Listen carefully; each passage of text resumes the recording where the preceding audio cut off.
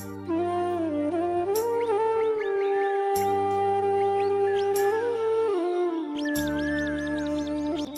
সকাল বন্ধুরা, কোচবিহার জেলার ছোট্ট একটা গ্রাম থেকে আমি কৃষ্ণা আবারও চলে আসলাম নতুন একটা ব্লগ নিয়ে।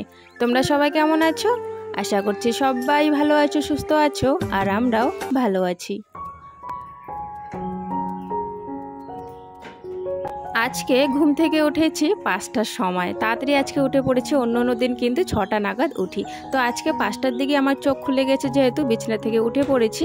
আর বাইরের যে আমাদের গেটটা আছে সেটা তালাটাও খুলে নিলাম, খুলে তারপর ঘরে এসে জানলাগুলো খুলে দিচ্ছি। আর এখন কিন্তু বাড়িতে কেউ ওঠেনি, প্রীতম, প্রীতি, ওর বাবা ঠাম্মা কেউ ওঠেনি, আমি একাই উঠেছি। আজকে জানি না তাড়াতাড়ি 5টার দিকে আমার চোখ খুলে গেছে, তাই আমি সঙ্গে সঙ্গে উঠে পড়েছি। আর আবার আজকে যেহেতু বৃহস্পতিবার, তাই অনেক কিন্তু কাজও আছে। সকালবেলাটা বেশ সুন্দর লাগে, চারদিকে পাখির আওয়াজ বেশ সুন্দর লাগে, হালকা হালকা হাওয়া বাতাস খুব ভালো লাগে। ঘরের জানলাগুলো খুলে দিলাম, ঘরের সব জানলা খুলে দিয়ে, সব না একটা জানলা বাকি আছে, যেহেতু এখনও কেউ উঠেনি তাই বিছানায় উঠতে পারলাম না। ওইদিকে মশারি টাঙানো আছে এখনও ঘরে, তাই ওইদিকে জানলাটা না খুলে বাকি যে 2-3টে জানলা আছে সেগুলো খুলে দিয়েছি। খুলে এখন এসে উঠানটা ঝাড় দিয়ে দিচ্ছি। আজকে যেহেতু খুব সকালবেলা উঠেছে, তাই কিন্তু বাইরে সেরকম মানুষ নেই, তাই ভাবলাম আজকে বাইরেও ক্যামেরাটা করি আর কি, ভিডিওটা। তোমরা অনেকেই আর কি বাইরের ভিডিও দেখতে চাও, তো বাইরের ভিডিও তো সেরকম করা হয় না, যেহেতু সবসময় রাস্তাঘাট, যেহেতু এটা রাস্তা সবসময় মানুষ যাওয়া আসা করতেই থাকে, সেই জন্য আর কি ক্যামেরাটা, ফোনটা আর কি বাইরে আনা হয় না। তবে আজকে যেহেতু কেউ নেই, তাই ভাবলাম চলো আজকে বাইরেও একটু ব্লগটা করে নেই। বাইরেও যে আমরা রাস্তাটা এইভাবে ঝাড় দিই সেটা তো কোনো দিনও তোমাদের সাথে শেয়ার করা হয়নি, তাই আজকে আর কি শেয়ার করে নিলাম। রাস্তাটা ঝাড় দিয়ে চলে আসলাম এখন ঘরে, ঘরটা ঝাড় দেবো। আর এখন কাউকে ডাকবো না, এখন একটু ঘুমাক ওরা, একটু পরে আর কি ডাক দেবো। অত সকাল সকাল উঠে কি করবে বলো। আর প্রীতি তো আমার সঙ্গে সঙ্গে উঠে পড়ে আমার সাথে সাথেই, তবে আজকে কিন্তু ওঠেনি, যেহেতু আজকে আমি একটু তাড়াতাড়ি উঠেছি। অন্য সময় 6টার দিকে উঠি, আজকে 5টার দিকে 1 ঘন্টা আগে উঠেছি, তাই মেয়ে এখনও কিন্তু টের পায়নি, তবে একটু পরে উঠে পড়েছিল। তো চলো এখন আমি ঘরটা ভালো করে ঝাড় দিয়ে দিচ্ছি, তারপরে ল্যাপা মোছার কাজ আছে, বাসন মাজার আছে, অনেক কাজ আছে। ভিডিওটা যদি ভালো লাগে বন্ধুরা, অবশ্যই একটা লাইক দিতে ভুলবে না। চ্যানেলটি সাবস্ক্রাইব করে আমাদের ছোট্ট পরিবারের সদস্য হয়ে যাবে। আর যারা আগে থেকে সাবস্ক্রাইব করে রেখেছো তাদেরকে অসংখ্য অসংখ্য ধন্যবাদ। বারান্দাটা ঝাড় দিচ্ছিলাম, এইদিকে হাঁসগুলো দেখো আমাকে ডাকছে যে দুয়ারটা খোলো খোলো, আমরা বের হব। তাই আমি বারান্দাটা তাড়াতাড়ি ঝাড় দিয়ে এদের এখানে দৌড়ে চলে আসলাম দুয়ারটা খুলে দেওয়ার জন্য। এখন দেখো দুয়ারটা খুলে দিয়েছি, ওরা বেশ সুন্দরভাবে বের হয়ে এসেছে।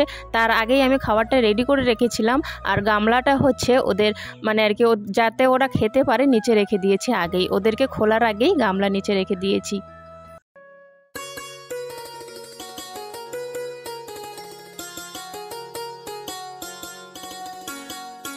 আজকে আবার একটাও ডিম দেয়নি, ভালো করে দেখলাম একটাও ডিম দেয়নি আজকে। যাই হোক, ওদেরকে ছেড়ে দিলাম, চলে গেল এরা বাইরের পুকুরে। আর আমি এখন রান্নাঘরে চলে আসলাম, জানলাটা খুলে নিলাম।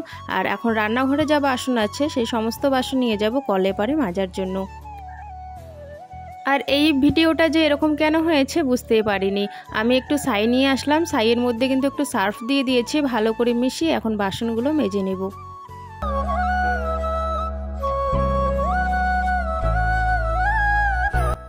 বাসনগুলো মেজে ঘরে রেখে দিয়েছি। আর এখন সকাল সকাল না ঘরটা আর কি, রান্নাঘর আর বারান্দা দুটো লেপে নেব। কেন বলো তো, এখনও কেউ উঠেনি, এখন যদি আমি লেপি তাহলে বেশ ভালো থাকবে, তাহলে আর কি তাড়াতাড়ি শুকিয়ে যাবে। আর হাঁটা চলার করার মতো এখন তো কেউ নেই। আর অনেক সময় এরকম হয়, যদি দেরিতে লেপা মোছা করি তাহলে কিন্তু হাঁটা চলা করে প্রীতম প্রীতি এদিকে দৌড়দৌড়ি করে, তো মোছাটাও ভালো হয় না। আর ভিজে জায়গায় যদি পা রাখে তাহলে কিন্তু সেই জায়গাটা নষ্ট হয়ে যায়, মোছা জায়গাটা। তাই আর কি ভাবলাম চলো তাড়াতাড়ি আজকে যেহেতু উঠেছে তাড়াতাড়ি লেপাটাও সেরে নিই। আর মাটিগুলো দেখো এত শক্ত হয়ে আছে, হাত দিয়ে আমি নিতেই পারছিলাম না। তারপরে দেখো এটা কি পেয়েছি সামনে আর কি, তো সেটা দিয়ে আর কি মাটিটা খুঁড়ে খুঁড়ে নিচ্ছি।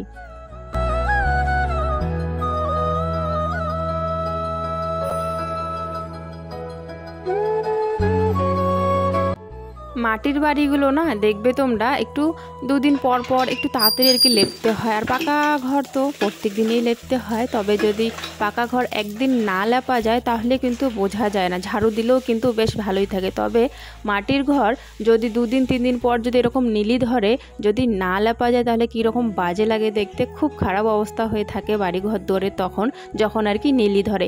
তাই কিন্তু 2 দিন 1 দিন 3 দিন মানে যেদিন আমি সময় পাই সেদিনই কিন্তু আমি লেপে নিই।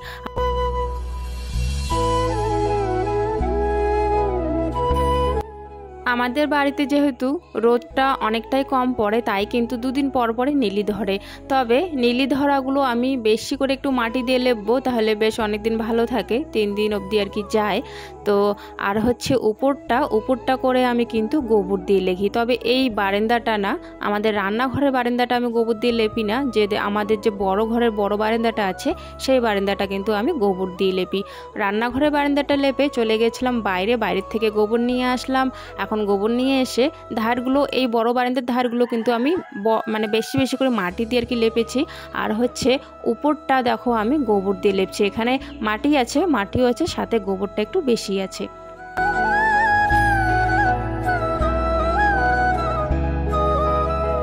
বালু মাটি তো একটু যদি গোবর দিয়ে লেপা যায় তাহলে না বেশ বালুগুলো উড়ে না আর কি, ঝাড় দেওয়ার সময় অনেকটা আর কি ভালো থাকে। আর যদি মাটি দিয়ে লেপি ঝাড় দেওয়ার সময় খুব বালু ওড়ে, তাই কিন্তু গোবর দিয়ে লেপা হয়। আর গোবর দিয়ে লেপলে বেশ ভালোও লাগে, একদম মানে শুকনো যখন হয়ে যায় একদম টান পড়ে থাকে, বেশ ভালো লাগে দেখতে।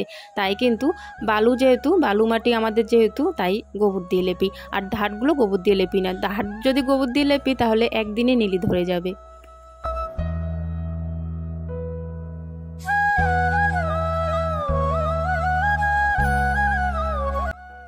লেপতে একটু খাটনি ঠিকই হয়, তবে যদি লেপা যায় তাহলে দেখবে বেশ সুন্দর লাগে। লেপাটার পর সেই কতটা খাটনি করেছি সেটা আর কোনো কিছু মনেই পড়ে না, তখন মাটির ঘরগুলো যে লেপেছি সাদা হয়ে আছে সেটা দেখেই অনেকটা মন ভরে যায়, তো খাটনিটা মনেই পড়ে না তখন। যাই হোক, এদিকে দেখো আমার লেপা শেষ হয়ে গেছে, এখন কলেপারটা ঝাড় দিয়ে দিচ্ছি। কলেপারটা ঝাড় দিয়ে পাখাটাও একটু ঘষে নিলাম ঝাড়ু দিয়ে, একটু শ্যাওলা পড়ে গেছিলো তাই। তারপরে হচ্ছে দেখো চানটাও করে নিয়েছি। এখন চান করে নিয়েছি, আর বেশি জামা কাপড় তো নেই, আমার নাইটি আর আমার পেটিকোটটা, আজকে জামা কাপড় ধুইনি আমি, তাই এখানেই মেলে দিচ্ছি। এখানেই নাইটি আর পেটিকোটটা বেশ ভালোভাবে শুকিয়ে যাবে হাওয়া বাতাসে।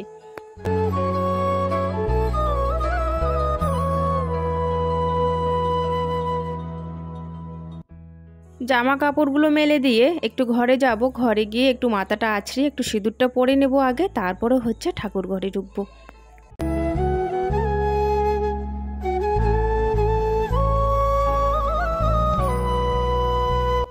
ঠাকুর ঘরে ঢুকেই কালকের যে ফুলগুলো আছে সেই ফুলগুলো ফেলে দেবো ওখান থেকে। আর যেহেতু আজকে নতুন করে পুজো যেতে হবে আর কি বৃহস্পতিবার, তাই কিন্তু সব কিছু এখান থেকে সরিয়ে নিয়ে যাব। একটা কাঠ আছে আমাদের, দেখো যেখানে ফুল দেই আমি, সেটা কিন্তু কাঠের মধ্যে আর কি ফুলটা দেওয়া হয়, তো সেই কাঠটাও আর কি নোংরা হয়ে গেছে, কাঠটাও কিন্তু বাইরে নিয়ে যাব পরিষ্কার করার জন্য।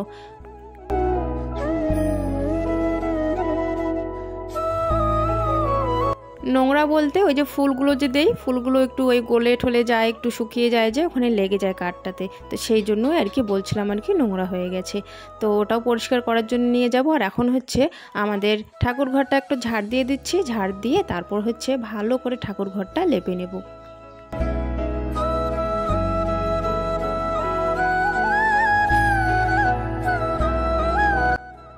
বাড়িতে প্রতি বৃহস্পতিবার আমি কিভাবে পুজো দিই সেটাই আজকে তোমাদের সাথে শেয়ার করব।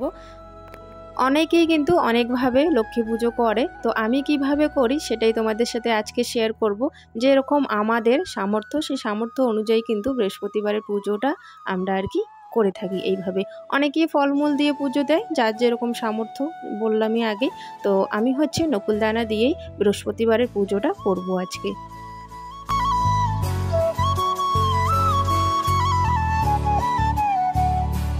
ঠাকুর ঘর থেকে সমস্ত জিনিস নিয়ে এসেছি, থাল বাসন ঘট সব নিয়ে এসেছি, কাঠটাও দেখো নিয়ে এসেছি। এখন থালা বাসনগুলো ভালো করে পরিষ্কার করে নিচ্ছি।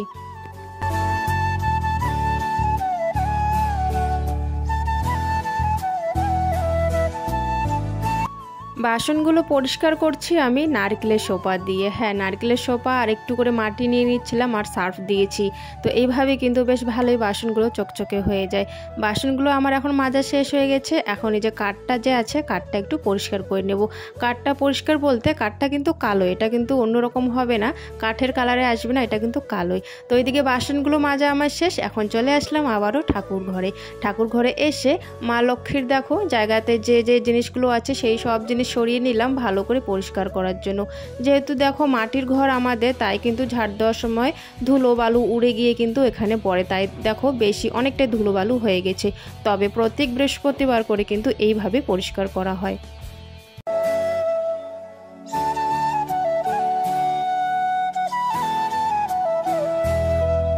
ব্লগ ভিডিও বানাতে আমার যে এতটা অসুবিধা হয় কি যে বলবো। আর আমাদের যে ঠাকুর ঘরের লাইটটা আছে সেরকম ক্যামেরাতে আলো পড়ছে না, তাই কিন্তু আমি এক্সট্রা একটা টর্চ লাইট জ্বালিয়ে তোমাদের সাথে ভিডিওগুলো শেয়ার করছি।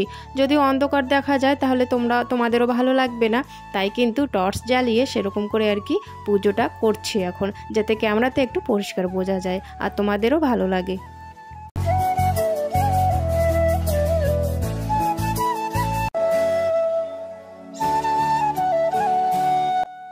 আর বৃহস্পতিবার করে বেলপাতা দেই। তবে এখন দেখো আজকে মানে অনেক জায়গায় খুঁজলাম, তাও একটাও বেলপাতা পেলাম না।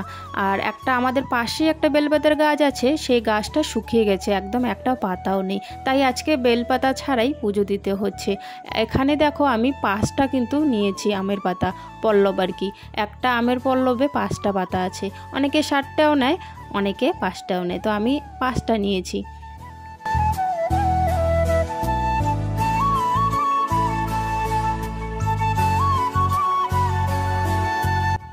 যেখানে মা লক্ষ্মীর ঘট বসাবো সেই জায়গাটা ভালো করে পরিষ্কার করে নিয়েছি। তারপর হচ্ছে একটু ধান দিয়ে দিলাম আর হচ্ছে একটু দুব্বা দিয়ে দিলাম। আর এখানে হচ্ছে আমি চন্দনটা ঘষে নিচ্ছি।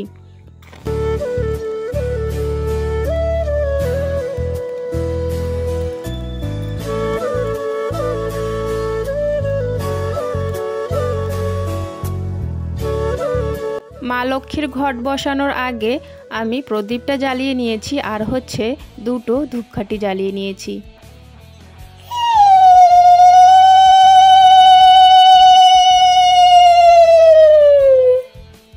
ঘটে কিন্তু আমি পান সুপারিটা ওখানে দিয়ে দিয়েছি। আমি এইভাবেই প্রতি বৃহস্পতিবার করে মা লক্ষ্মীর ঘট বসাই। তো বন্ধুরা, ব্লগটা তোমাদের কেমন লাগলো অবশ্যই কিন্তু কমেন্ট করে জানাতে ভুলবে না। যদি ভালো লাগে একটা লাইক দিতে ভুলবে না। আর যারা এখনও সাবস্ক্রাইব করোনি আমার চ্যানেলটা, তো প্লিজ একটু সাবস্ক্রাইব করে আমার পাশে থেকো সবাই। তো আজকের ব্লগটা এতটুকুই রাখছি, দেখা হচ্ছে আগামীকাল নতুন একটা ব্লগের সাথে। টাটা।